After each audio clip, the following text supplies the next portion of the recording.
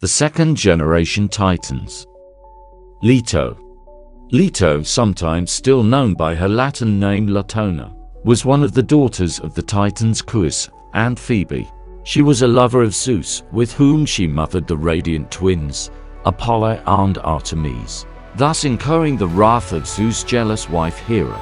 According to the common tradition, Hera pursued Leto across the earth, forbidding any land from receiving the Titan. Once she went into labor. In the end, Leto was able to give birth to Apollo and Artemis on the floating island of Delos, which later became Apollo's most sacred site. Apollo and Artemis went on to join the ranks of the 12 Olympians, and Leto herself was often said to dwell with her children on Mount Olympus. Unlike many of the other Titans, Leto was fairly important in Greek religion and had her own cult in a handful of Greek cities.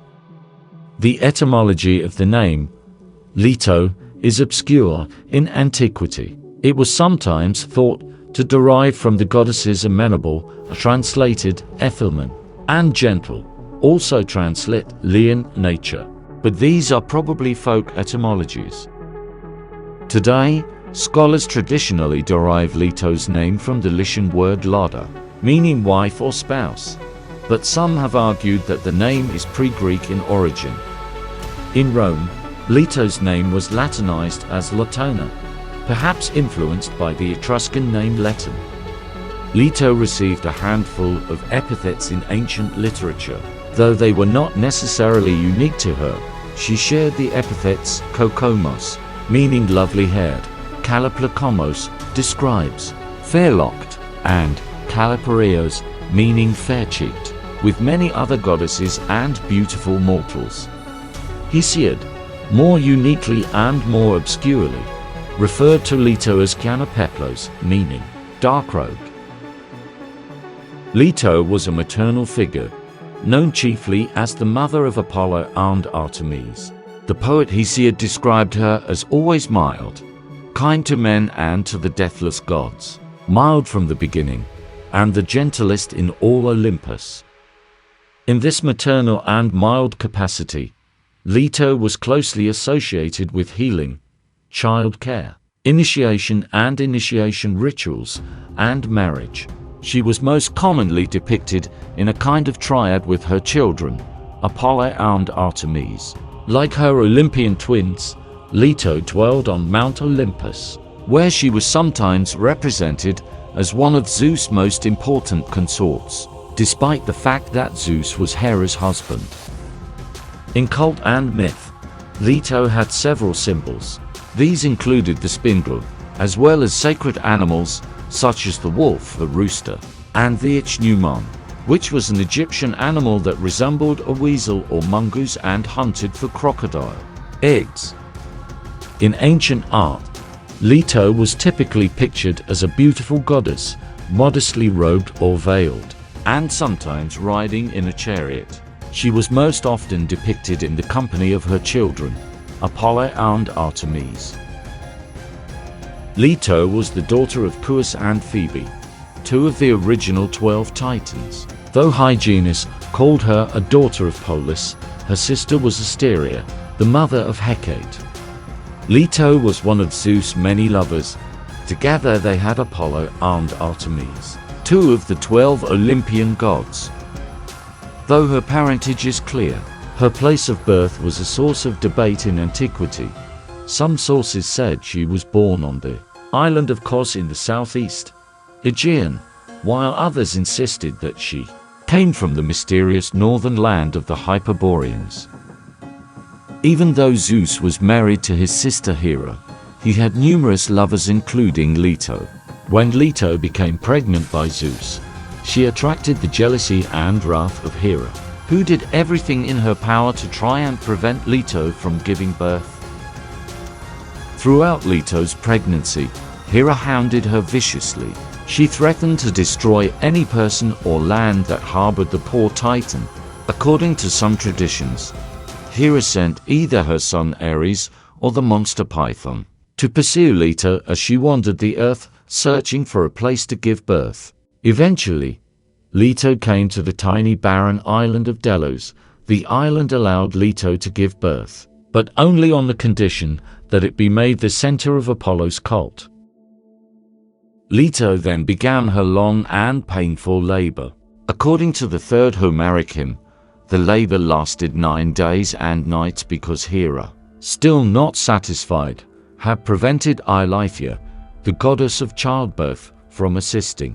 Eventually, Leto sent the winged goddess Iris to bribe Eileithyia for her help. As soon as Eileithyia arrived, Leto was finally able to give birth to Apollo and Artemis while grasping and balancing on a palm tree. One tradition specified that Artemis was born before Apollo, and that she even helped her mother deliver her twin brother. Though usually regarded as a benevolent and gentle goddess, Leto had a vicious temper. A number of well-known myths, as well as some lesser-known ones, vividly illustrate this quality. In one famous myth, Leto's fury was roused by Niobe, a queen of Thebes. Niobe had 14 children, 7 boys and 7 girls. One day, she made the fatal mistake of bragging that she was more blessed than even Leto herself. For while she had 14 beautiful children, Leto had only 2. Leto, of course, could not let this insult go unpunished and thus sent Apollo and Artemis to kill Niobe's children. Armed with their bows, Leto's 2 children proved more than a match for Niobe's 14, quickly shooting down all of Niobe's offspring, though in some versions, they left 1 or 2 survivors.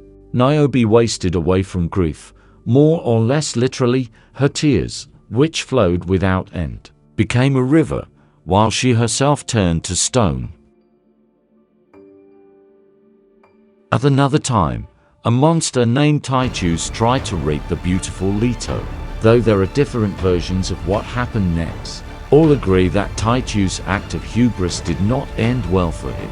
In what is probably the most familiar tradition, Titus was killed by one or both of Leto's children, but there were other accounts in which Titus was killed by Zeus, or alternatively, by Leto herself. Leto featured in a handful of other myths.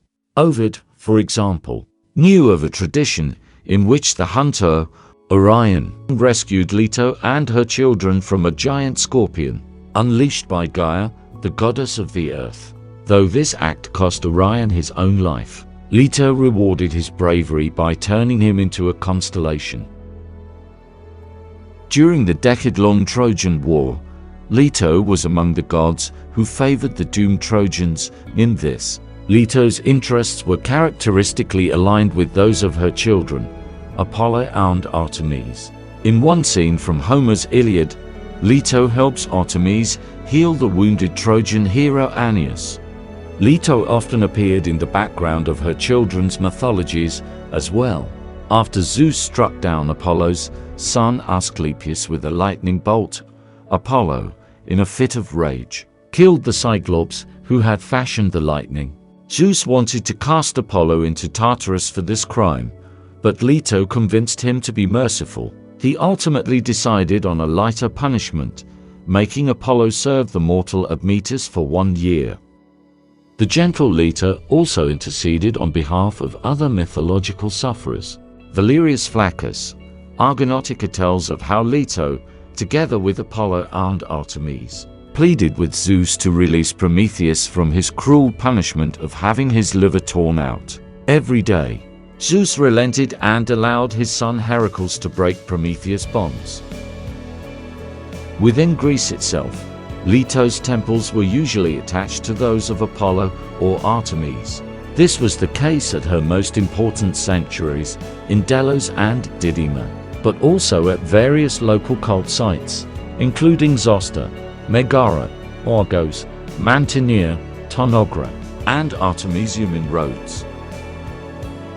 Thanks for watching Smithology.